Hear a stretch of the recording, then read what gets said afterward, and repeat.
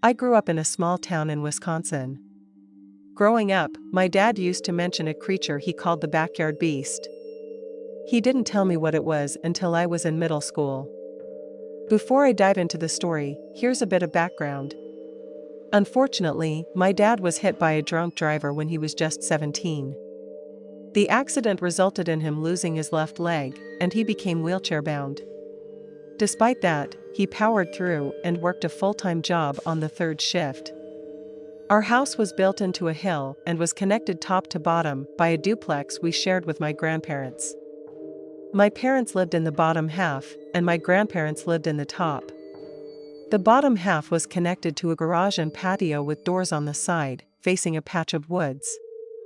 I was just a little kid when this happened, and now, at 22 years old, most of the details have been told to me by my aunt and father. My uncle was a high school football coach, and my family attended all the games. My aunt would park her car at my parents' house and get picked up by my uncle. After the game, the family went out for dinner, but my aunt wanted to go home, so my uncle dropped her off to get her car. My dad and I were the only ones home at the time. After my uncle left, my aunt set her purse down and got into her car. As she looked up, she saw a tall creature that she described as having the features of a dogman or a werewolf. It was standing near the patio door, visible through the glass. She kept staring at it in shock, and then the creature noticed her. It started slowly walking towards her car. Terrified, my aunt buried her head into the steering wheel and waited. After some time passed, she saw the creature walking back into the woods. She quickly turned on the car, floored it out of there, and chased after my uncle, who was already down the road. This was before the time of cell phones, so my aunt nearly ran my uncle off the road to get his attention. When he pulled over to confront her, she was hysterical, screaming that there was a monster at your brother's house, and it was going to kill them. On the way home, my aunt called my parents' landline and told my dad everything. He immediately went outside to investigate the woods, but never saw anything there. Honestly, I don't disbelieve her, but it does sound kind of crazy. But at the same time, I felt like I've been watched from those woods from time to time. I started a new job about 6 months ago and recently decided to take a couple of weeks off for vacation.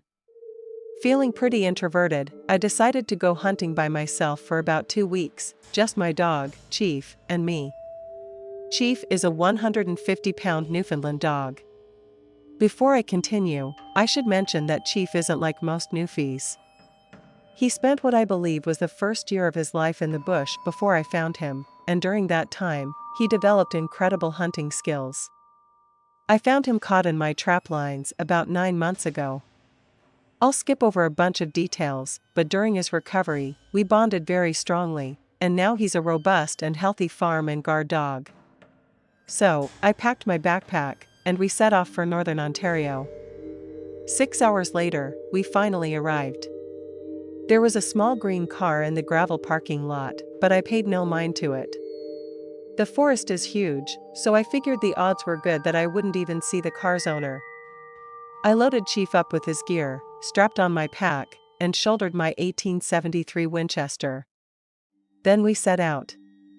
Chief and I hiked for a few hours, and once we found a nice clearing, I decided to set up camp. After pitching the tent and getting a small but substantial fire going, I grabbed my mini fishing rod, and Chief and I walked down to the nearby creek to catch supper. While I was fishing, Chief wandered off, and I assumed he was just off chasing a rabbit or something like that. Later, after I had caught 2 nice fish, I was on my way back to camp when Chief returned with what looked like a deer leg. It still had some meat on it, so I assumed it was from a fresh carcass. The end of the leg seemed strange, though, as if it had been snapped and twisted off rather than pulled or yanked. I let Chief chew on it for a bit while I cooked the fish. After supper, we both enjoyed our meals, Chief with his deer leg and me with my fish. Once we finished, we decided to scout out where we would be hunting the next day. I decided to leave my gun at camp since it was prohibited to discharge firearms after dark in that area. That being said, I did take my tomahawk and headlamp, and we set off. About 45 minutes later, we had probably covered a mile or so when we entered a small canyon.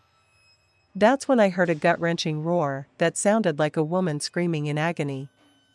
I froze, quickly pulling out my tomahawk, and Chief crouched and growled. We were ready for a fight. Another roar followed by a scream was all I needed to hear, and I took off in the direction of the noise. After about 100 yards, I stopped, but Chief charged right past me. 30 yards in front of me was a monster. It's hard to describe the size of this thing. It might have been a grizzly bear, but it had the frame of a wolf, with tight brown skin and thick fur. It was on its hind legs, clawing and roaring at something on the ground. That's all I saw before I turned to see Chief running silently through the leafy brush. However, when Chief knew that I had seen him, he let out his signature deep and menacing growl, the same growl that has made grown wolves whimper in the past. But the two-legged devil dog in front of us didn't even hesitate. That was all Chief needed. He barreled into the thing at full speed, knocking it over and giving us the chance to get out of there. I've never seen a braver dog in my life. When you get hit by 150 pounds of muscle and meat going full speed, it doesn't matter what you are, you'll feel it. After that, we noticed there was a girl on the ground. Luckily, since the creature was caught off guard, we were able to pick her up and get her running with us. Her name was Jenna, and I personally escorted her to the nearest hospital. On the way back, we learned that she was an avid camper and had likely been in this area multiple times. Northern Ontario has forests that are absolutely beautiful, but there are things in those forests that we've never seen before. Whether it's some sort of supernatural monster, a crazy natural amalgamation, or just a weird bear, I don't know, but I don't want to find out. To give you some background information, I'd like to start by mentioning that I am European. I've shared a few stories in the past about some experiences I had in Tuscany, Italy.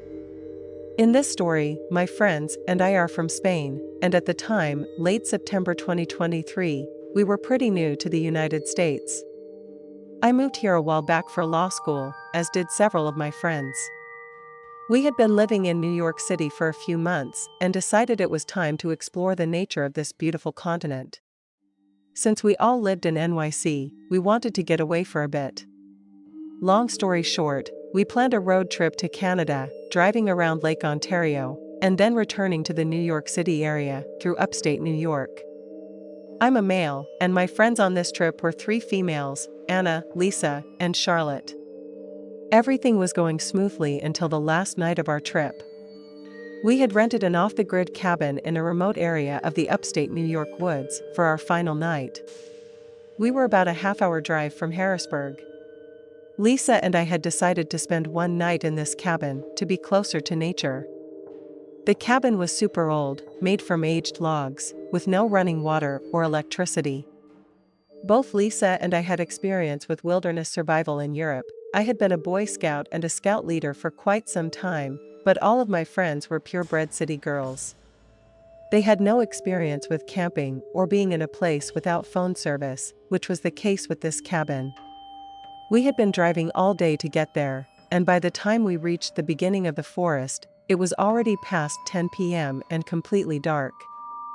As we drove to the cabin, we lost GPS connection, so I had to navigate using intuition and an old-fashioned map, hoping for the best while driving on these muddy, dangerous trails.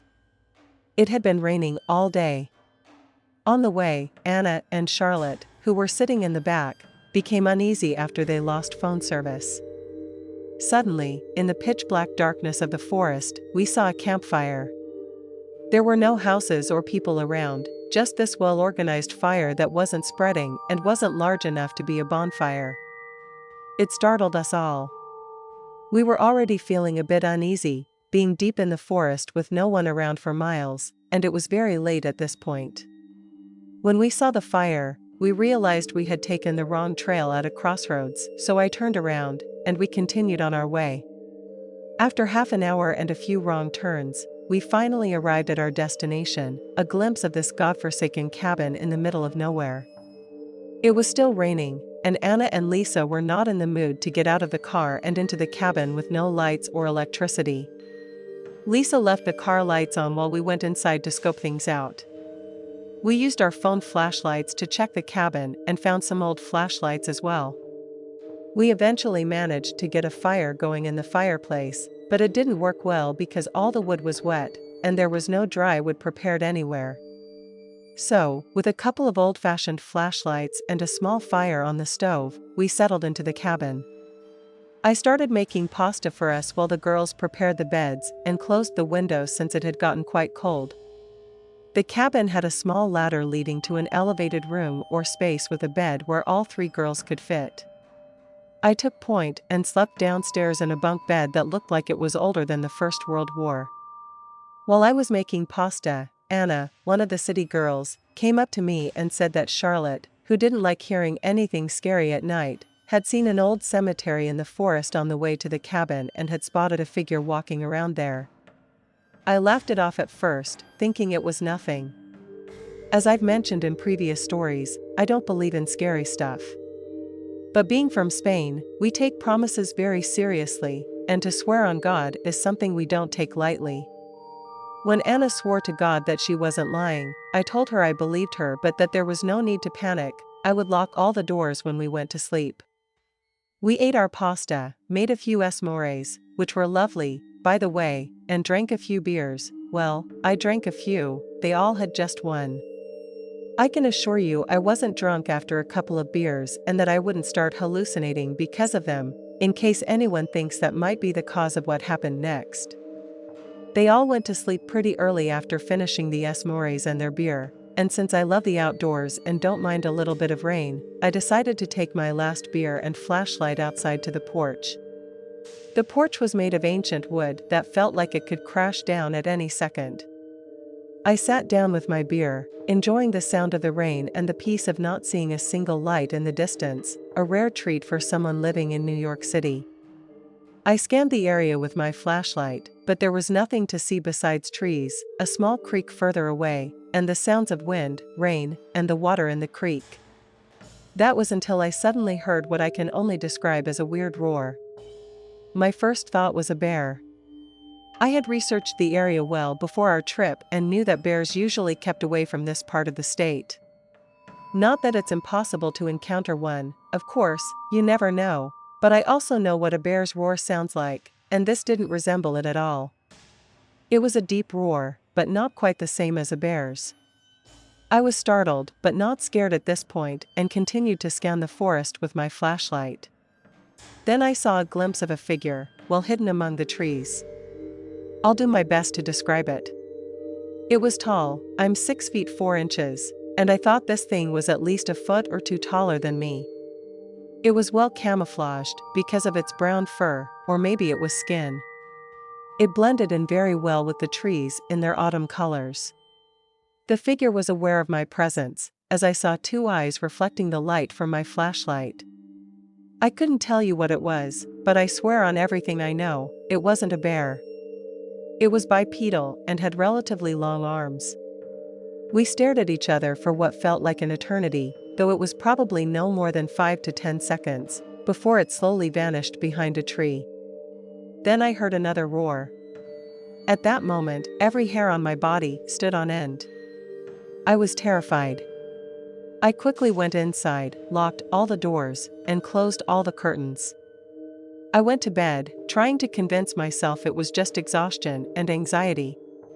But when I woke up in the morning, I grabbed breakfast, and we got the heck out of there. Returning to the city that never sleeps, I felt much safer.